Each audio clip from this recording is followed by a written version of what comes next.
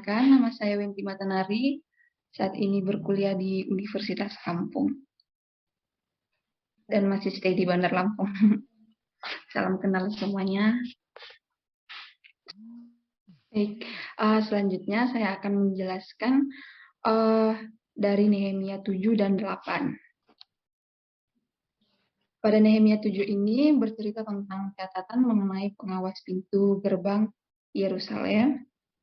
Nah, untuk pembagian isi pasalnya, pada Nehemia 7 ayat 1-3 ini merupakan tindakan-tindakan untuk melindungi kota, dan Nehemia 7 ayat 4-73 itu daftar orang-orang yang kembali dari pembuangan. Itu seluruh jemaat itu berjumlah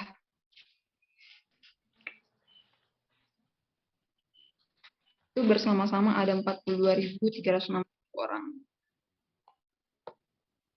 Bisa dilihat isinya sama dengan Esra 2 ayat 64 dan Nehemia 7 ayat 66.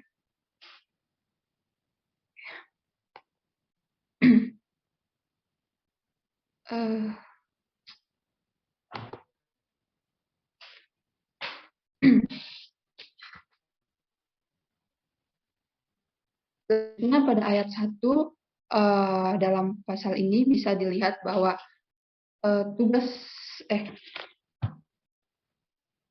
setelah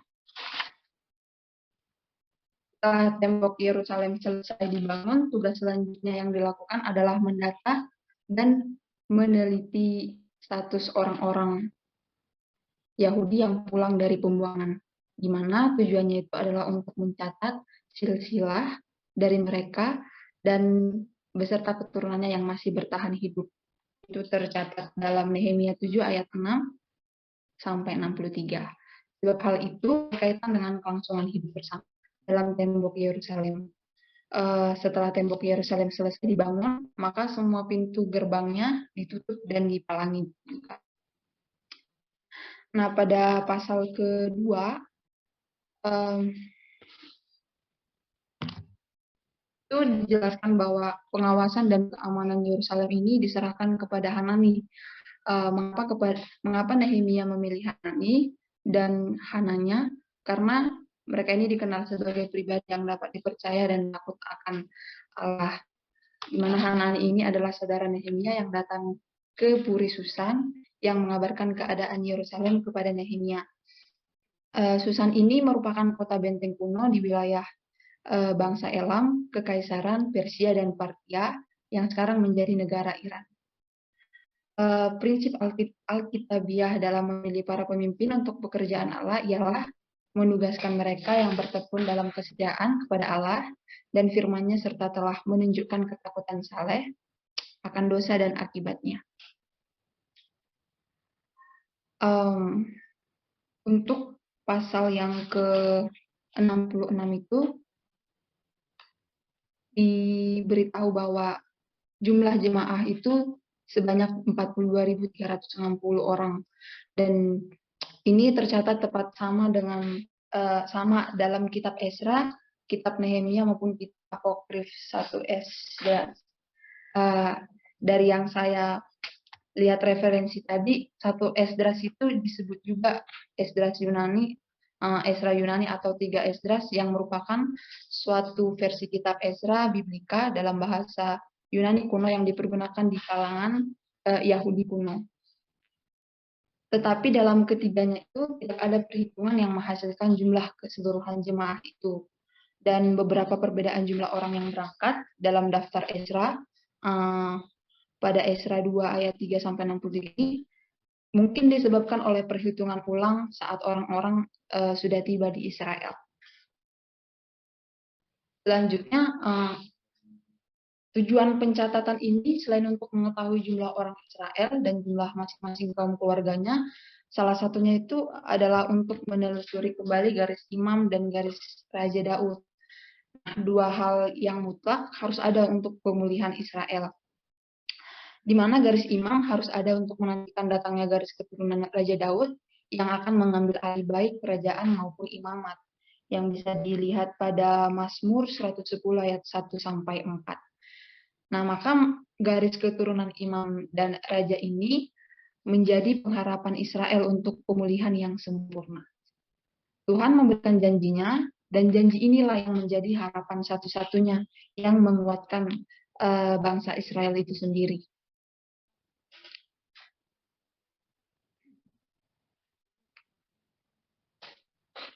Dari pasal ke-7 ini hal yang bisa dipelajari yaitu bisa dilihat tadi jumlahnya 42.000 sekian, itu jumlah yang kalau dibandingkan dengan negara Indonesia itu bukanlah jumlah yang banyak gitu kan. Nah, dari pasal ini kita belajar bahwa jika Tuhan sendiri yang telah berjanji memulihkan Israel, maka janji itu akan sanggup Tuhan kerjakan. Meskipun dimulai dari sekelompok kecil orang. Dari sini kita tahu bahwa betapa agungnya Tuhan kita kan, yang memberikan kesempatan untuk orang-orang yang sungguh bertobat dari dosanya, dan setelah itu mulai bekerja untuk memulihkan keadaan mereka. Dan juga dengan kayak kita RBF ini kan, kita mulai dari beberapa orang, walaupun misalnya beberapa orang yang datang untuk belajar, setidaknya kita memiliki keinginan yang besar gitu. Dengan begitu pasti janji Tuhan juga tergenapi bagi kita, bukan hanya bagi bangsa Israel. Baik, selanjutnya dari Nehemia 8, itu berisi tentang perayaan yang dilakukan segenap Israel setelah tembok kota Yerusalem ini diselesaikan. Untuk pembagian isi pasalnya, itu di Nehemia 8 ayat 1 sampai 13 itu pembacaan kitab hukum, dan pada Nehemia 8 ayat 14 sampai 19 itu hari raya Pondok Daun, di mana hari raya Pondok Daun ini dalam bahasa Ibrani itu Sukkot atau perayaan Tabernakel adalah sebuah hari raya Yahudi yang merupakan perayaan pengucapan syukur bagi Israel atas hasil panen yang dirayakan selama 7 hari pada bulan purnama di antara bulan September dan Oktober. Dari ayat kedua bisa diketahui pada pasal 8 ayat 1 sampai Nehemia 10 ayat 39 itu menguraikan salah satu kebangunan rohani terbesar dalam perjanjian lama dan melukiskan beberapa prinsip mendasar bagi pembaharuan dan kebangunan rohani. Nah, pembaharuan dan kebangunan rohani hanya datang dari Allah dan disampaikan melalui firman Allah. Itu bisa dilihat pada Nehemia 8 ayat 1 sampai 8, melalui doa pada Nehemia 8 ayat 6, melalui pengakuan dosa itu bisa dibaca pada Nehemia 9 ayat 1 sampai 38, hati yang hancur dan menyesal bisa dibaca pada Nehemia 8 ayat 9. Kemudian berbalik dari hidup yang berdosa dan perilaku masyarakat kontemporer yang bisa dibaca pada Nehemia 9 ayat 2, dan penyerahan yang diperbaharui untuk melaksanakan kehendak Allah dan menjadikan firman Allah pedoman hidup yang penuh rasa syukur yang bisa dibaca pada Nehemia 10 ayat 29. Selanjutnya itu pada ayat yang ke-10, lalu Nehemia pada ayat yang ke-10 itu ketika umat itu mendengar dan memahami firman Allah, mereka sangat menyadari dosa dan kesalahan mereka.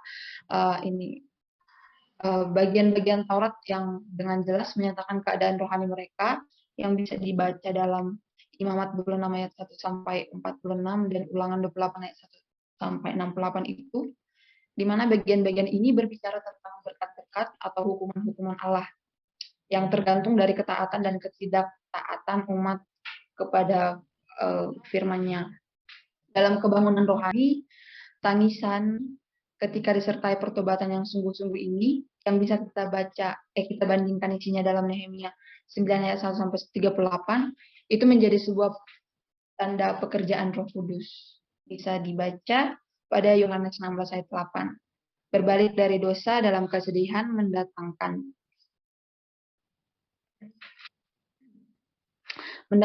pengampunan Allah dan sukacita keselamatan.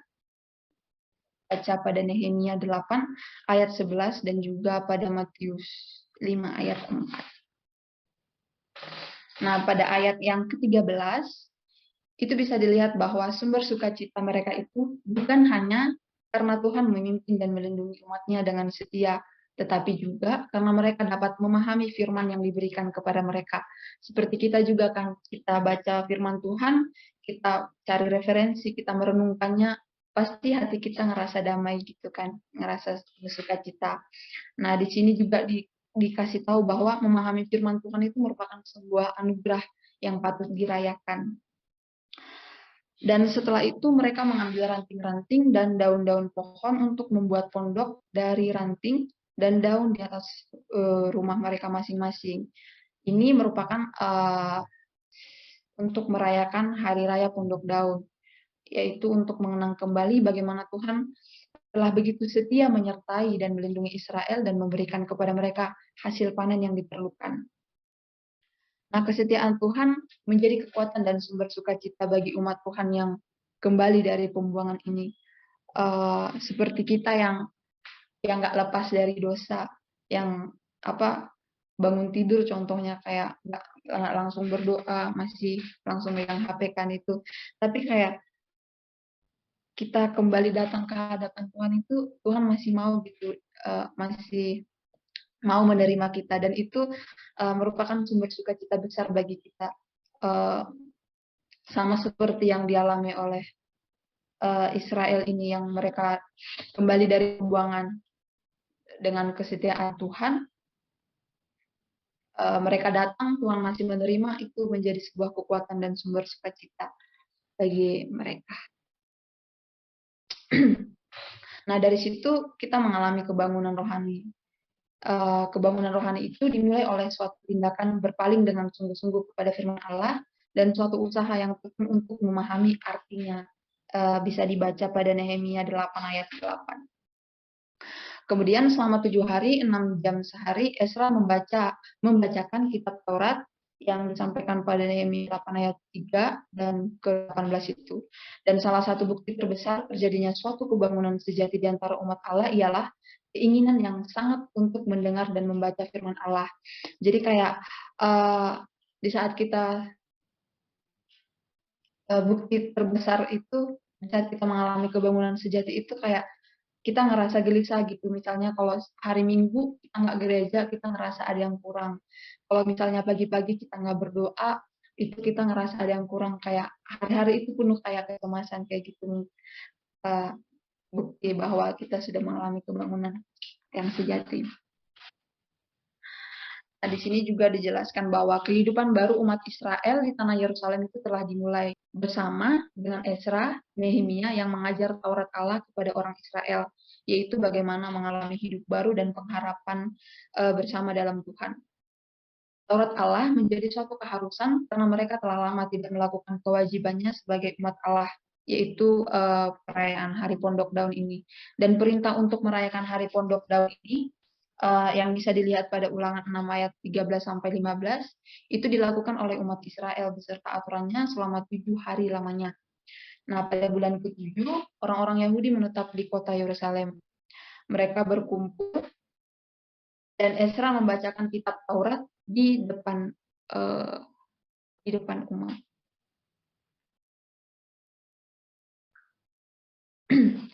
Nah, bersamaan dengan Nehemia ini, ia mengajarkan pada umat Yahudi tentang tatanan hidup sesuai Taurat Allah. Bisa dilihat pada ayat yang ke-10, ajaran itu merupakan hari yang kudus, sehingga tidak boleh berbuka. Pada ayat yang ke-11, makan yang sedap dan minum yang manis karena sukacita dalam Tuhan. Kemudian pada ayat 12 itu, sehingga tenang dan tidak bersusah hati. Nah, mereka melakukan apa yang difirmankan Tuhan, termasuk tradisi pada bulan ke-7 dengan perayaan Hari Raya Pondok Daun. Mereka menghidupkan kembali tradisi yang dilakukan pada zaman Yosua. Dan mereka ini mengambil daun pohon zaitun, daun pohon minyak, daun pohon murad, daun pohon korma, dan daun dari pohon-pohon yang rimbun untuk membuat pondok-pondok masing-masing di atas atap rumahnya, di pekarangan mereka, juga di pelataran-pelataran rumah Allah, di lapangan pintu gerbang air, dan di lapangan pintu gerbang Efraim. Bisa dibaca pada Nehemia 8 ayat 16 sampai yang ke-18. Nah, ini ada 4 spesies sukot yang mereka ambil itu. Yang pertama itu bisa dilihat pada gambarnya itu arafa atau daun gandarusa atau daun willow yang mereka itu melambangkan mulut. Terus lulav yang panjang lurus itu cabang pohon kurma itu melambangkan tulang belakang manusia, dan hadas itu daun murad yang melambangkan mata, dan ini buah seperti lemon kalau kita lihat ya. Itu jeruk sukade itu melambangkan hati. Jadi ini uh, yang diambil oleh bangsa Israel. Nah, ini Sukot ini dalam bahasa Ibrani ini merupakan kemah, kandang, tabernakel. Dalam bahasa Inggrisnya booth, dan bahasa Yunaninya itu sken. Dan Tuhan Yesus sebagai firman yang hidup berdiam, atau dalam bahasa Inggris tadi dalam bahasa Yunani itu berskeno, dalam bahasa Ibrani bersukot di antara kita, itu bisa dilihat pada Yohanes 1 ayat 14. Mungkin saya bacakan untuk kita semua. Yohanes 1 ayat 14 itu, firman itu telah menjadi manusia dan diam di antara kita, dan kita telah melihat kemuliaannya, yaitu kemuliaan yang diberikan kepadanya sebagai anak tunggal Bapa, penuh kasih, karunia, dan kebenaran. Nah, jadi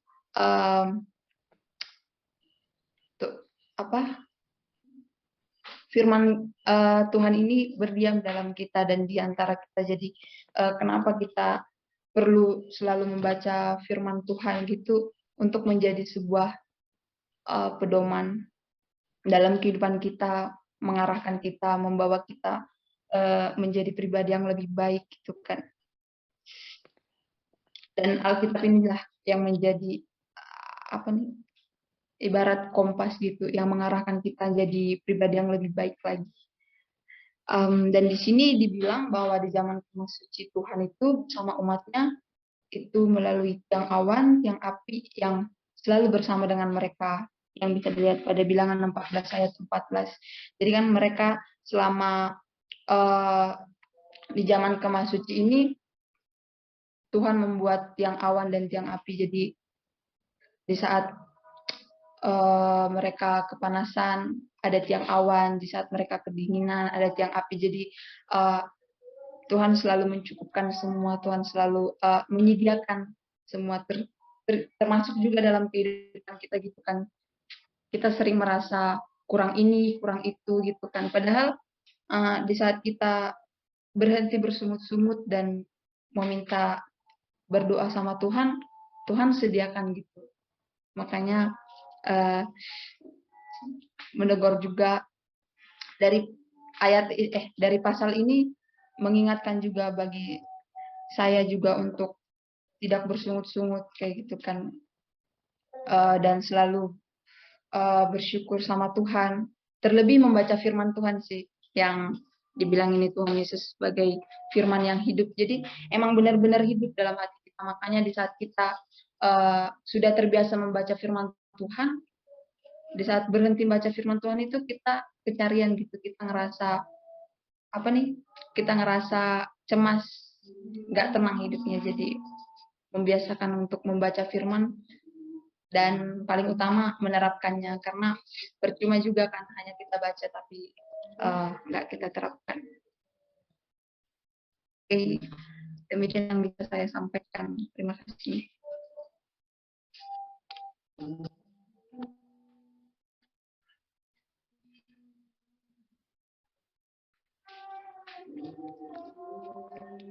Baik, selanjutnya saya serahkan kepada Pak Ferry.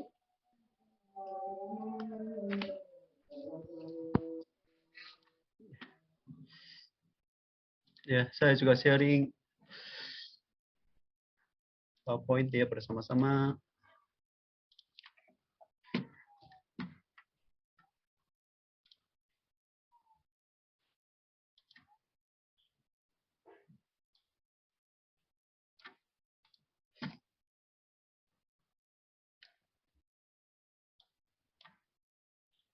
Ya, ya selamat malam. Saya mau sharing Nehemia pasal 9 sampai 13 ya. Pasal 9 judul perikomnya mengikat perjanjian. Itu sama seperti ya intinya sama dengan pasal 8. Pasal 8 mereka mendengar firman Tuhan, menangis, bertobat. Tetapi ini hari raya tidak boleh sedih terus menangis. Sehingga baru selesai hari raya pondok tahun, baru mereka bertobat dan menangis. Itu pertobatan terjadi. Maka hari raya pondok tahun itu mulai dari tanggal 15 bulan ke-7. Kemudian dirayakan 8 hari. 8 hari, hari ke-8 sudah selesai, kira-kira tanggal 20 berapa, 1 ya? Bukan 8 hari. Jadi kemudian beberapa hari kemudian baru di sini pada hari yang ke-24 bulan itu. Bulan itu artinya bulan ke-7. Bulan ke-7 itu banyak hari raya dalam perayaan ya, hari raya ke-7 ya. Mereka berkumpul lagi kemudian berpuasa. Karena selesai hari raya harus makan bersama-sama penuh dengan sukacita, maka baru selesai hari raya kemudian berkumpul berpuasa.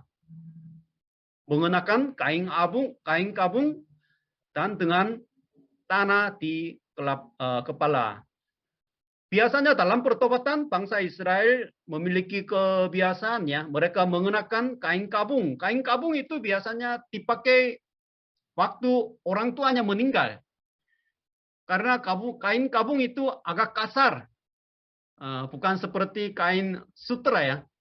Kain sutra halus, tapi kain kabung itu kainnya jenisnya keras sehingga kalau dikenakan bergerak sedikit ditusuk tubuh mereka sehingga terasa kesedihan karena orang tua meninggal, karena maka itu biasanya kalau ada dosa mereka pakai kain kabung. Bergerak sedikit kainnya menusuk ya tubuh mereka sehingga sedih, kemudian bertobat. Ini terjadi, itu kebiasaan bangsa Israel. Kemudian ayat 3 ya, sementara mereka berdiri di tempat, waktu firman Tuhan dibacakan, hukum Taurat dibacakan, mereka berdiri di tempat itu. Berdiri. Jadi ada gereja zaman sekarang yang kalau dibaca firman Tuhan, hari Minggu dalam kebaktian umum biasanya ada yang berdiri juga ya. Jadi mereka berdiri ya dengan hormat ya terhadap firman Tuhan. Kemudian di sini dibacakan itu Ezra ya membaca bagian-bagian daripada kitab Taurat Tuhan Allah mereka selama 1/4 hari ya, kira-kira 3 jam atau 4 jam ya, selama 1/4 hari. Sedang 1/4 hari lagi mereka mengucapkan pengakuan dan sujud menyembah kepada Tuhan Allah mereka. Jadi itu salah satu susunannya dalam iman kita. Dibacakan firman Tuhan, hukum Taurat, kemudian hasilnya mereka bertobat, mengucapkan pengakuan yang bertobat, kemudian sujud menyembah kepada Tuhan. Itu susunan terjadi dalam iman kita ya.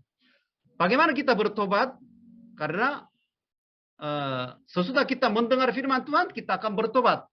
Karena hukum Taurat itu semacam fungsinya, hukum Taurat punya 2 fungsi. Salah satu fungsinya itu kaca. Kaca itu mencerminkan kehidupan kita. Kalau tidak ada kaca, tanpa kaca, saudara-saudara mungkin enggak berani ya. Sesudah melihat kaca, kemudian saudara jalan-jalan di pinggir jalan, jalan-jalan kemudian ketemu sama orang lain. Harus ada kaca biar tahu kekotoran itu di mana tidak bersih. Dalam kehidupan kita ada kaca, yaitu firman Tuhan, hukum Taurat ini, ya dia sembarangan berbuat dosa dan tidak sadar kotorannya di mana. Jadi itu sekarang terjadi banyak ya. Maka salah satu fungsi hukum Taurat atau firman Tuhan itu kaca. Yang kedua biasanya itu pedoman. Karena ini kebenaran sehingga dia tahu menempuh jalan mana. Maka semacam fungsinya itu salah satu fungsinya pedoman.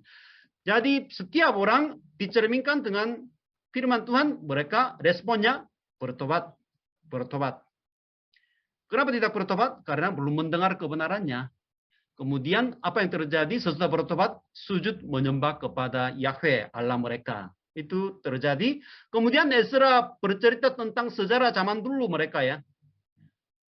Sampai sekarang Allah menuntun bangsa Israel seperti apa. Jadi itu menoleh ke belakang sejarah mereka. Jadi kalau manusia merupakan zaman dulu atau tidak memperhatikan apa yang terjadi dalam kehidupannya zaman dulu, mungkin dia tetap berdosa. Sehingga sejarah zaman dulu juga salah satu cermin juga ya. Maka Ezra bercerita tentang sejarah bangsa Israel zaman dulu dari Abraham. Pasal 9 ayat 7 ya. Engkaulah Tuhan Allah yang telah memilih. Allah yang memilih Abraham. Ya bukan Abraham mencari Allah ya. Allah yang memilih. Kemudian membawanya keluar dari Ur Kasdim. Ur Kasdim itu daerah Babel. Kerajaan Babel. Kerajaan Babel kuno ya. Dan memberikan kepadanya nama Abraham. Jadi menjadi orang baru ya, ciptaan baru. Diberi identitas baru. Itu nama baru, itu artinya identitas baru. Engkau dapati bahwa hati setia terhadapmu dan engkau mengikat perjanjian dengan dia. Jadi itu ceritanya mulai dari Abraham. Bagaimana Allah memilih Abraham, itu nenek moyang bangsa Israel, kemudian mengikat janjinya dengan dia untuk memberikan tanah orang Kanaan. Orang Kanaan tinggal di sana, tapi akan dikasih kepada Abraham. Itu janji, inti janji ya, perjanjian itu. Dan kemudian, dan engkau telah menepati janjimu karena engkau benar. Jadi, sesuai dengan janji Allah, janji Yahweh, betul-betul dikasih tanah itu kepada Abraham. Tetapi ya mungkin ceritanya pasal 9 itu panjang lebar ya. Itu mereka hancur di padang gurun, dipimpin oleh Tuhan di padang gurun, atau sebelumnya dikeluar dari Mesir. Di sini ya, itu perjalanan bangsa Israel ya. Ur Kasdim, kemudian Abraham ya. Kemudian Mesir dibebaskan, kemudian Gunung Sinai, kemudian padang gurun dipelihara ya selama 40 tahun, kemudian masuk ke tanah perjanjian, tanah Kanaan sesuai dengan janji Allah. Karena satu perkataan yang keluar dari mulut Allah ya belum pernah berubah, pasti ditepati janjinya. Satu kata pun tidak jatuh ya. Itu terjadi kepada Abraham dan bangsa Israel. Tetapi mereka berdosa karena sikap mereka bertindak angkuh, berkeras kepala, bertindak angkuh. Itu tertulis ayat 10, 11, 16, 29. Itu berulang-ulang ya, tertulis bertindak angkuh, berkeras kepala, tidak mau mendengar, tidak mau menyembah Tuhan yang menepati janji untuk memberikan tanah perjanjian itu. Itu dosa ya, dosa. Karena dikuasai oleh berhala atau dosa. Sehingga tanah perjanjian ini ya, itu memuntah bangsa Israel selama 70 tahun. Sehingga mereka kembali ke tanah Persia lagi.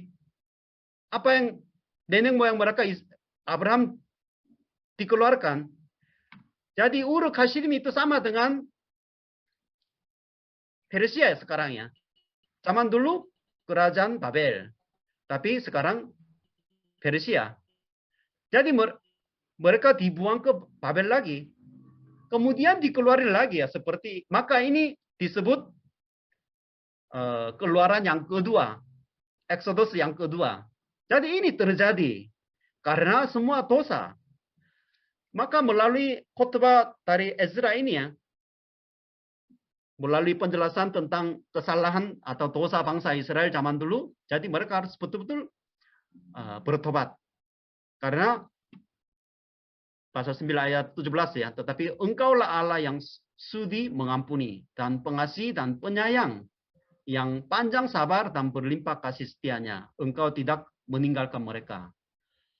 Jadi itu anugerah Allah yang berlimpah-limpah ya terhadap bangsa Israel. Maka ayo kita mengikat janji lagi sama Tuhan. Jadi ayat yang terakhir ya, pasal 9 ayat 38, berdasarkan semuanya ini dengan anugerah yang berlimpah-limpah, dengan kasih yang besar, kami mengikat perjanjian yang teguh, dan kami catat dengan dibubui materi dan para pemimpin kami, orang Lewi kami, dan para imam kami. Jadi mau mengikat janji. Jadi janji itu bahasa Ibrani itu berit ya, berit itu dibunuh atau dipotong. Jadi janji itu biasanya dua pihak. Satu pihak itu sekarang Allah. Kemudian pihak B itu manusia. Jadi mereka sekarang mengikat janji lagi seperti zaman Abraham dan zaman Daud.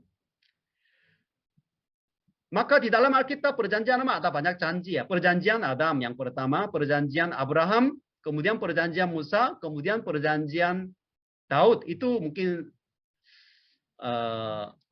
janji-janji yang penting ya di dalam Alkitab.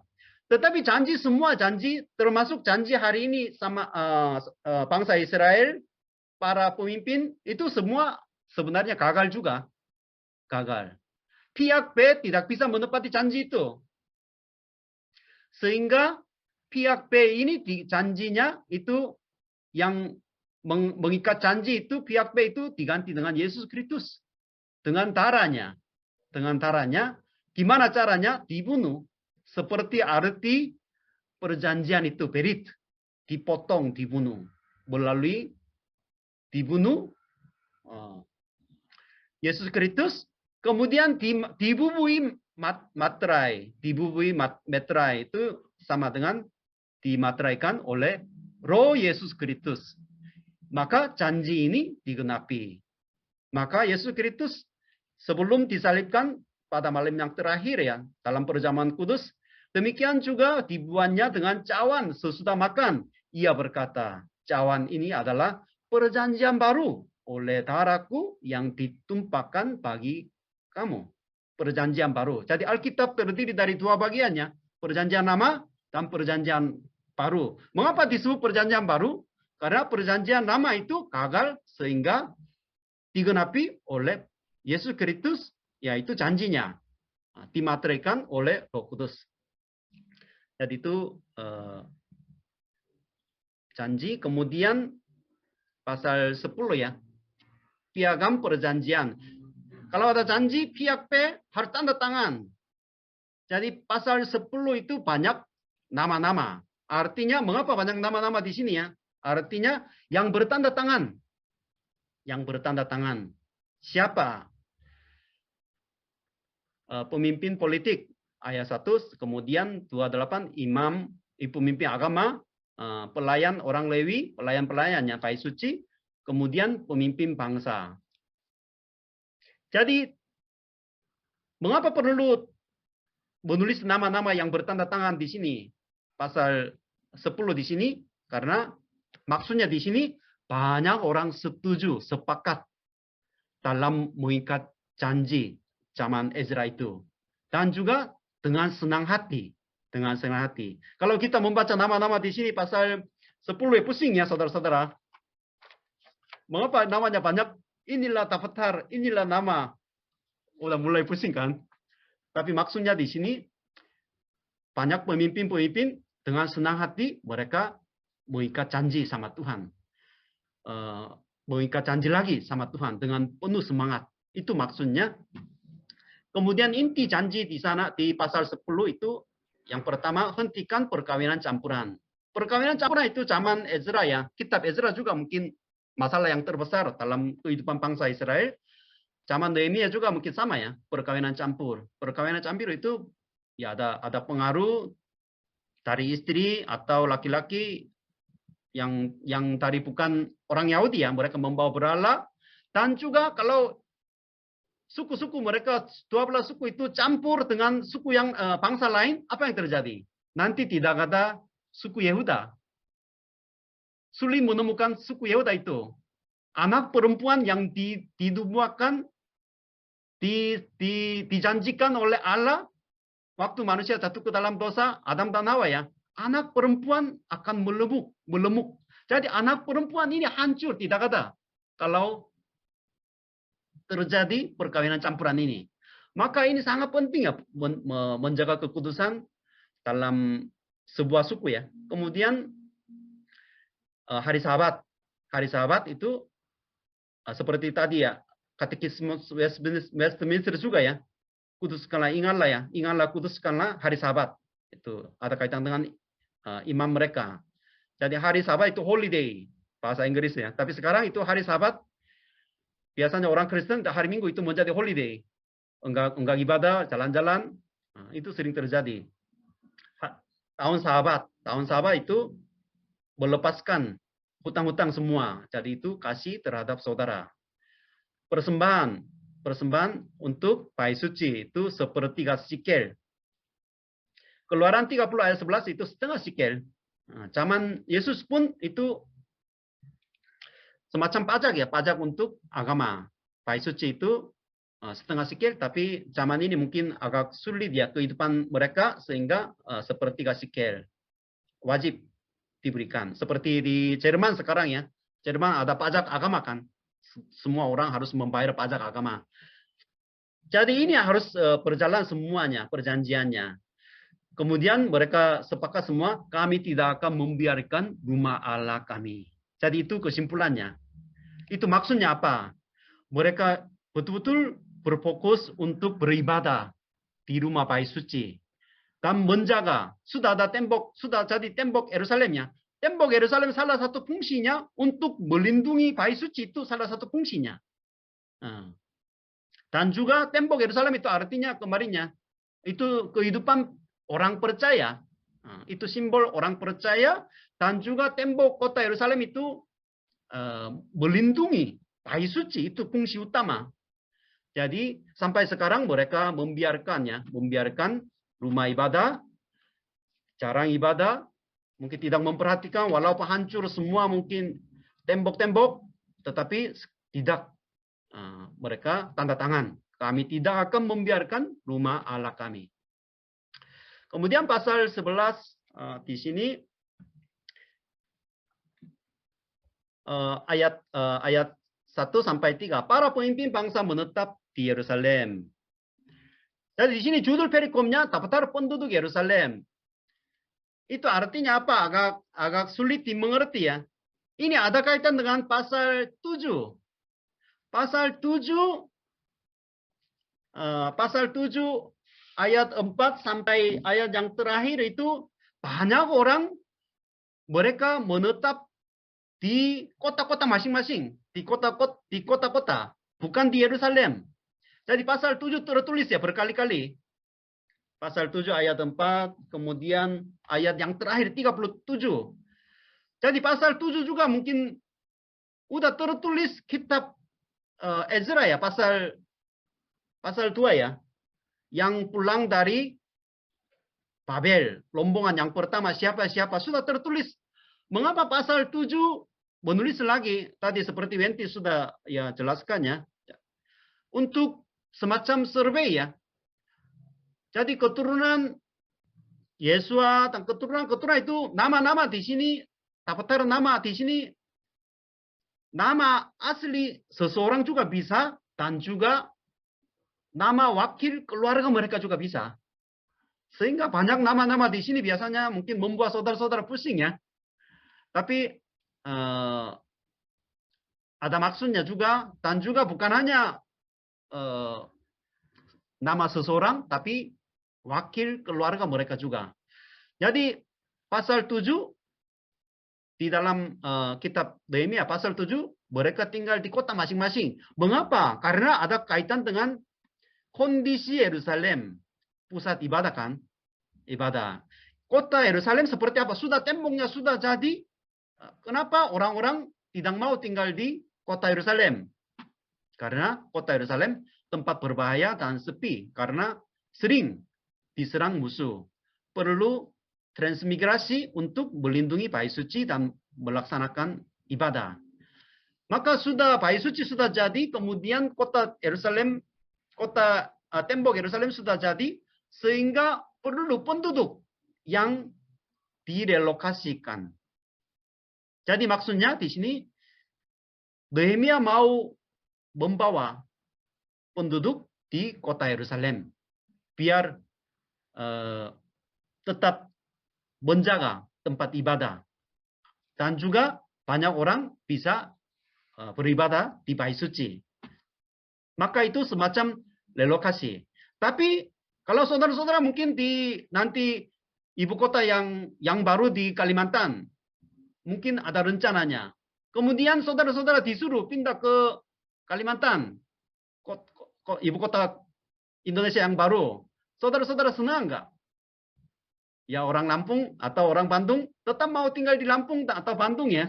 Enggak mau pindah ke kota baru. Ibu kota baru. Maka ini terjadi. Kenapa? Kalau pindah ke tempat baru, ya ruginya besar. Dan juga meninggalkan banyak ya keluarganya atau saudaranya. Mungkin sulit. Apalagi ibu kota baru itu banyak serangan. Ada musuh yang mau hancur.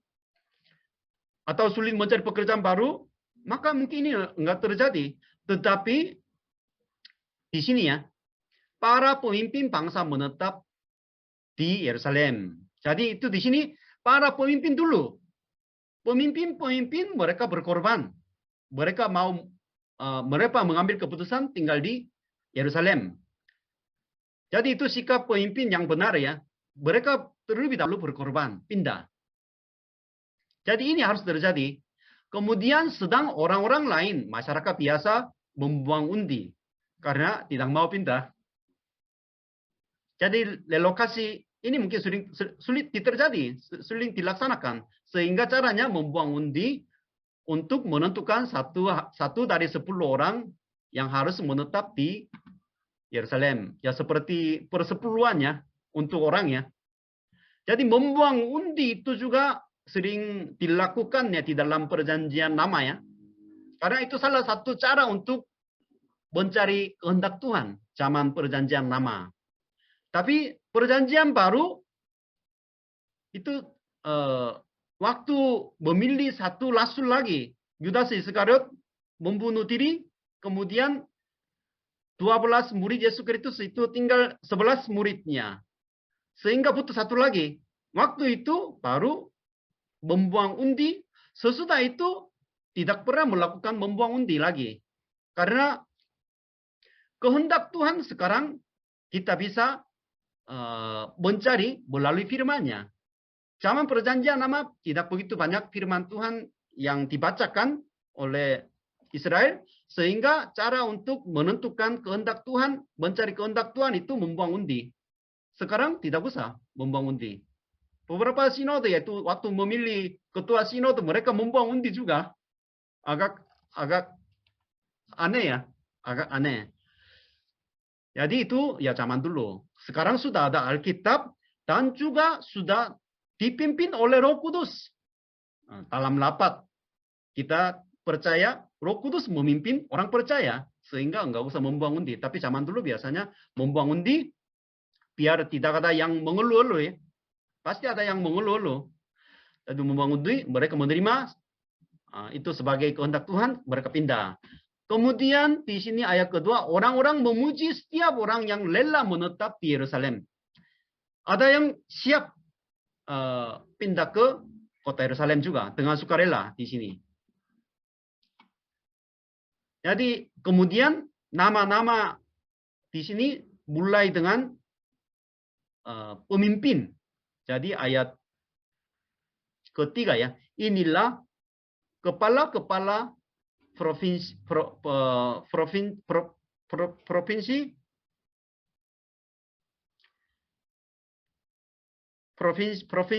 Yehuda yang menetap di Yerusalem. Jadi namanya dimulai dari para pemimpin bangsa Israel, kemudian pemimpin agama dan pelayan seperti itu. Kemudian sering disebut di sini yang gagah perkasa. Jadi sekarang penulis ini ya, Nehemia atau Ezra itu memuji ya orang yang siap atau terpilih yang untuk pindah ke Yerusalem itu dipuji karena mereka betul-betul kehidupan mereka yang berfokus untuk ibadah, tinggal dekat tempat ibadah. Jadi biasanya orang-orang ya tinggal di sebelah gereja biasanya imannya kuat ya daripada yang jauh ya. Di halaman rumahku juga ada keran, ada taman, ada keran itu biasa ada bunga-bunga. Biasanya yang bertumbuh cepat itu biasanya yang dekat dari keran itu biasanya cepat bertumbuh. Karena ya itu lebih banyak ya airnya disiram karena dekat dari keran. Saudara-saudara juga ya kalau imannya mau bertumbuh ya harus rajin ibadah. Kalau mau pindah ke gereja, pindah ke tempat dekat dari gereja itu juga salah syaratnya. Relokasi. Pasal 12 daftar para imam dan orang Lewi dan pentabisannya. Jadi kemudian ayat 1 sampai 26 ada nama-nama imam dan orang Lewi juga. Jadi ini maksudnya apa di sini? Nama-nama imam dan orang Lewi di sini artinya pembentukan komisi ibadah. Ini versi zaman sekarang ya. Ini pembentukan komisi ibadah, panitia ibadah itu terbentuk. Kemudian ayat 27 sampai 43 pentabisan tembok Yerusalem.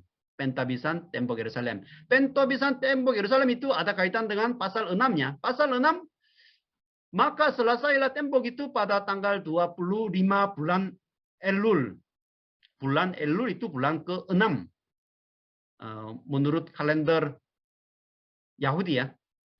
Kalender Yahudi itu biasanya tambah 3 bulan baru menjadi kalender matahari. Jadi kira-kira bulan September ya, tanggal 25 itu selesai pekerjaan membangun tembok Yerusalem. Maka itu artinya itu musim panas mereka bekerja ya. Musim panas mereka bekerja untuk membangun tembok Yerusalem. Luar biasa ya. Kemudian tembok Yerusalem juga itu banyak pintu-pintu gerbang. Itu kemarin aku sudah tunjukin ya fotonya. Itu kira-kira 6,4 kilometer. Kira-kira 6,5 kilometer jauhnya. Itu panjangnya lingkungannya. Jadi ini selesai 52 hari, dalam 52 hari. Aduh, bagaimana mungkin ini ya?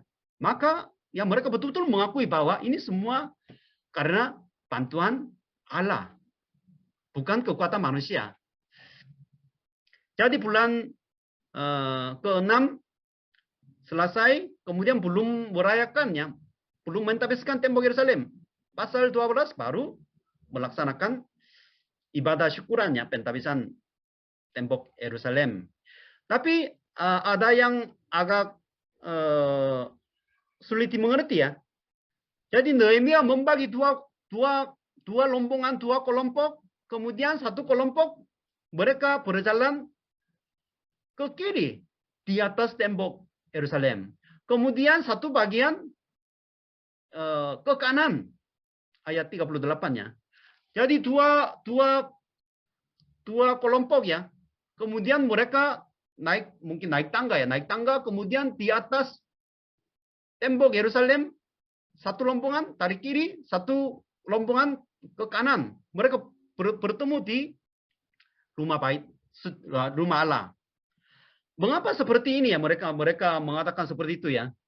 Karena mungkin banyak arti. Karena waktu mereka berjalan di atas tembok Yerusalem, mereka mungkin ingat ya anugerah Tuhan.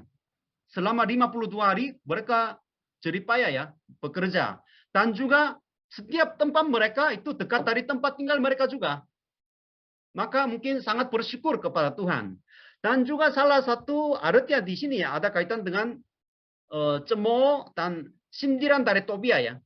Tobia itu musuh orang Yahudi. Dia bilang orang Amon itu yang berada di sampingnya berkata, walaupun mereka sedang membangun, jika seekor rubah memanjat dan menerobosnya, ia akan merobohkan tembok batu mereka. Jadi dia menyindir. Waktu bangsa Israel membangun tembok Yerusalem itu akan hancur. Serigala injak, itu akan dihancurkan. Enggak kuat itu maksudnya. Tetapi melalui acara semacam ini ya, mereka berjalan semua di atas. Ayo coba lihat tembok kita. Walaupun diselesaikannya dalam 52 hari, itu begitu kuat. Begitu kuat. Itu salah satu mungkin tujuannya ya. Sehingga dalam acara pentabisannya, ibadah pentabisan tembok Yerusalem itu, pada hari itu mereka mempersembahkan korban yang besar. Mereka bersukaria karena Allah memberi mereka kesukaan yang besar. Juga segala perempuan dan anak-anak bersukaria. Sehingga kesukaan Yerusalem terdengar sampai jauh. Jadi sukacitanya luar biasa ya. Sukacita luar biasa.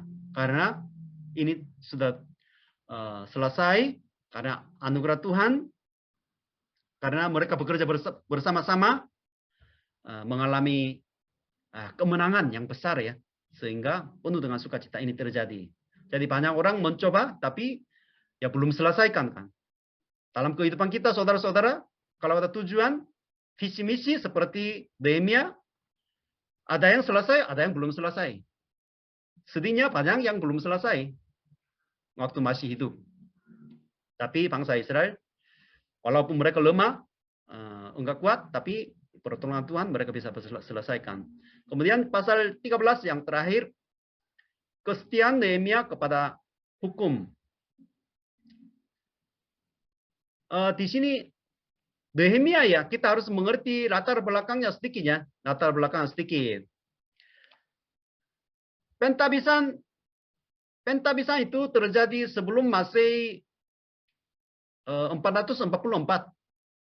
Tetapi kejadian pasal 13 ini sebelum Masehi 432. Jadi kira-kira 12 tahun kemudian itu terjadi. Ada caranya ya. Karena ya sampai kemarin mereka sepakat, mereka mungkin ya memegang hukum Taurat, tapi pasal 13 tiba-tiba mungkin ya diperbarui lagi, itu tidak nyambung. Kita harus mengerti ada caranya.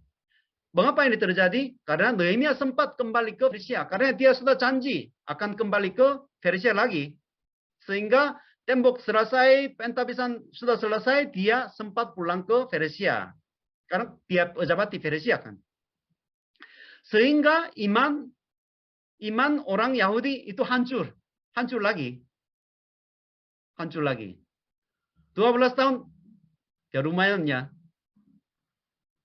Lama, mereka hancur imannya. Sehingga Nehemia kembali ke Yerusalem lagi, melihat kondisi bangsa Israel, dia marah. Pasal 13 ayat 8. Aku menjadi sangat kesal. Saudara-saudara sering membaca Alkitab, pegang firman Tuhan. Tapi nanti udah selesai kuliah, beberapa tahun kemudian sudah hidup seperti orang biasa. Aku respon Pak Ferry ya. Aku menjadi sangat kesal. Lalu Pak Ferry lempar semua perabotan rumah Tobia keluar bilik. Tobia itu sebenarnya kan kemarin yang mengganggu. Tapi dia punya kamar di Bait Suci. Itu luar biasa ya. Dia hidup di rumah Bait Suci. Dia punya rumah di sana. Ini terjadi ya.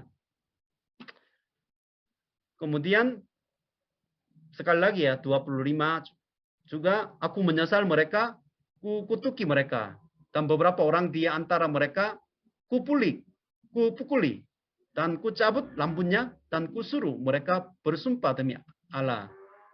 Demikian, janganlah sekali-sekali kamu serahkan anak-anak perempuanmu kepada anak-anak lelaki mereka, atau mengambil anak laki-laki perempuan mereka sebagai istri untuk anak-anak lelaki, atau untuk dirimu sendiri. Jadi tidak boleh melakukan perkawinan campur, tapi ini tetap dilakukan lagi. Mengapa mereka melakukan perkawinan campur ya? Kita harus mengerti. Karena mereka pindah dari Persia, kemudian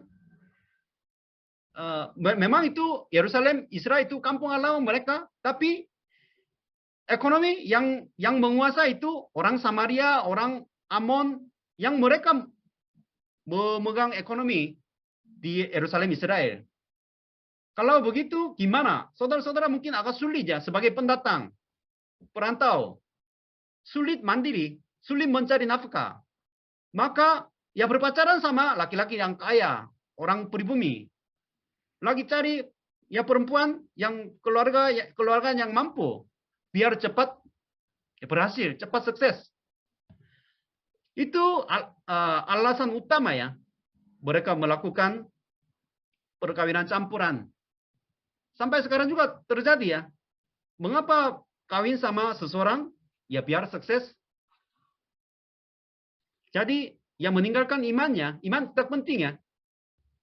Jadi ini sekarang terjadi. Kemarin sepakat mengikat janji, tidak akan melakukannya, tapi di sini melakukan lagi.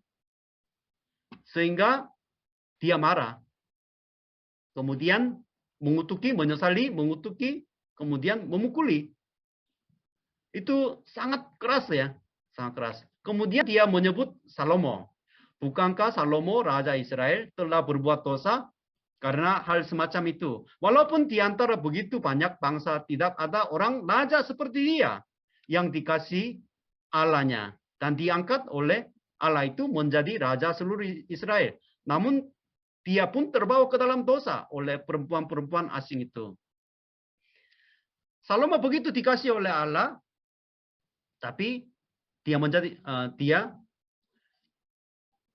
dia berbuat dosa melalui pernikahan perempuan-perempuan asing. Maka karena Salomo, negara bangsa Israel hancur kan, zaman Rehobeam hancur. Karena perkawinan itu. Karena mencari hidup yang aman dan senang. Itu alasannya. Maka tadi aku satu orang bertanya ya, Pak Ferry, gimana itu Salomo itu masuk surga atau gimana? Menurut saudara-saudara, Salomo itu masuk surga atau masuk neraka? Begitu disayangi, dikasih Tuhan, tetapi dia berbuat dosa lagi. Itu sama seperti ya, Salomo. Bangsa Israel ini lakukan lagi. Karena ya dosa. Dosa itu kekuatannya besar, saudara-saudara. Jadi kalau satu kali cicipi dosa, itu sulit lepas dosa itu. Karena begitu manis. Kekuatannya juga besar. Saudara-saudara mau hidup seperti orang biasa, langsung terhanyut ke dunia. Mengapa berulang-ulang ya berdosa seperti bangsa Israel sekarang? Kemarin mengikat janji sama Tuhan, menulis nama-nama mereka, bertanda tangan semua. Tapi hari ini 12 tahun kemudian, ya udah kembali lagi. Maka ya menyesal. Memperbarui iman mereka lagi. Baik suci dan ya pelayan-pelayan hamba Tuhan juga, mereka juga melarikan diri kan, tidak ada persembahan. Orang Lewi juga melarikan diri ke ladang mencari uang. Pengembalaan jemaat nomor 2. Ya, yang penting mencari nafkah di ladang, sawah. Kemudian kalau ada waktu melayani gereja, melayani jemaat. Ini terjadi zaman dulu. Ya hari Sabat itu enggak penting. Bisa kemana-mana, jalan-jalan. Yang penting ibadah sebentar selesai, udah selesai semua. Jadi pembaruan itu setiap hari harus terjadi ya. Seperti mana. Mana saudara-saudara setiap hari makan kan? Makan. Jadi ya hari ini makan, besok harus makan lagi. Pembaruan iman kita juga setiap hari dilakukan. Kita tidak bisa hidup dengan iman dari kemarin. Setiap hari kita berjuang. Kalau tidak berjuang setiap hari, akan hancur iman kita. Oh, aku dulu waktu muda masih kuliah itu semangat melayani. Jangan berbicara seperti itu ya. Yang penting sekarang saudara-saudara bersemangat atau tidak. Karena iman itu setiap hari kita harus berjuang. Besok kita tidak tahu. Pak Ferry besok jatuh ke dalam dosa seperti apa kurang tahu. Tidak begitu yakin ya aku benar. Enggak. Bisa jatuh. Ya, pencobaan-pencobaan yang besar belum datang. Maka sampai sekarang hari ini aku bertahan. Saudara-saudara juga sama. Besok kurang tahu setiap orang. Maka setiap hari kita harus diperbaharui iman kita. Kesimpulan kitab Nehemia mungkin bagian yang kedua ya. Yang pertama, peran Nehemia itu besar dalam pembangunan tembok. Nehemia itu bukan keluarga imam. Bukan mungkin pelayannya. Dia politikus ya. Politikus. Tetapi orang beriman kuat. Dia pejabat. Tapi dia beriman kuat. Dia jemaat. Tetapi dia berani ya. Memajukan diri untuk membangun bangsa Israel. Jadi saya berharap saudara-saudara juga sebagai jemaat ya, jemaat bukan pendeta, jemaat. Saudara-saudara ada perannya juga. Peran itu mungkin lebih besar daripada pendeta juga. Satu jemaat biasa betul-betul berperan besar untuk membangun gereja, membangun kerajaan surga ini. Jadi ya saya juga kagum sama Nehemia ya sebagai hanya pejabat, bukan keturunan Harun atau imam orang Lewi, tetapi dia berjuang. Kemudian yang kedua, arti daftar nama-nama di sini ya, pasal 3, 7, 11, 12 banyak daftar nama-nama di sini. Kalau saudara-saudara mungkin ya saya juga sama kalau tutup Alkitab, sudah baca pasal 3 atau 7, 11, 12, udah pusing ya. Terus pusing. Untuk apa kita baca nama-nama di sini? Mungkin tafsirannya di sini yang pertama. Kita kalau tutup Alkitab, mungkin sudah baca daftar para imam atau orang Lewi, kita lupa nama mereka. Nama tidak terkenal. Hanya tahu Nehemia Ezra. Tetapi di sini satu nama per satu nama itu di dunia ini tidak terkenal. Tidak terkenal. Tetapi Tuhan mengingat nama mereka. Seperti saudara-saudara dan saya juga mungkin tidak orang terkenal di dunia ini ya. Tidak terkenal, orang biasa. Di gereja pun ya cuma biasa. Tetapi Tuhan mengingat nama saudara-saudara. Nama saudara-saudara tertulis di dalam kitab kehidupan. Jadi itu mungkin salah satu arti ya, arti daftar nama-nama di sini. Kemudian mengikat perjanjian dalam Yesus ya, mengikat janji. Janji itu semua gagal. Kemarin janji, hari ini gagal. Jadi itu sejarah bangsa Israel. Sejarah kehidupan kita juga sama. Kita selalu bersumpah. Bersumpah, tapi ya gagal. Jadi janji ini semua digenapi oleh Yesus Kristus. Seperti pemimpin kita ya. Juru selamat kita seperti Nehemia. Karena Bayi suci itu siapa? Bayi suci itu Yesus Kristus sendiri. Tembok kota Yerusalem itu dibawa oleh siapa? Yesus Kristus ya. Manusia membangun banyak tembok-tembok. Kota-kota. Tapi Yesus Kristus yang akan membawa kota Yerusalem baru. Hukum Taurat itu siapa? Ya akulah firman Tuhan. Firman yang hidup. Yesus Kristus sendiri. Jadi itu semuanya bayi suci, tembok kota Yerusalem, dan hukum Taurat itu semuanya digenapi oleh Yesus Kristus. Dan juga ya Salomo sebagai raja gagal, ya imam, ya mungkin di sini semua tanda tangan, nabi melayani tapi terbatas. Semua itu raja, imam, nabi itu semuanya itu dinyatakan digenapi oleh Yesus Kristus melalui salibnya. Maka perjanjian itu berit itu ya bisa terjadi melalui darah Yesus Kristus Sehingga kita selalu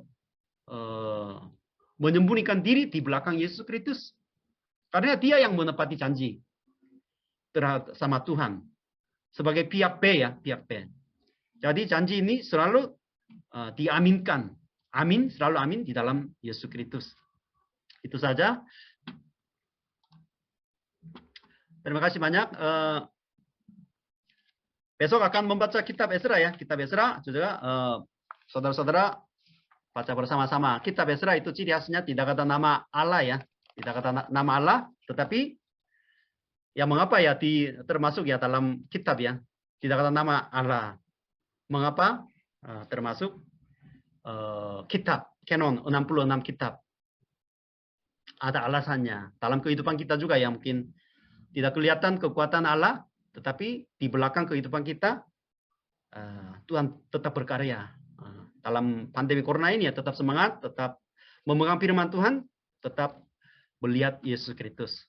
Terima kasih. Selamat malam. Tuhan memberkati.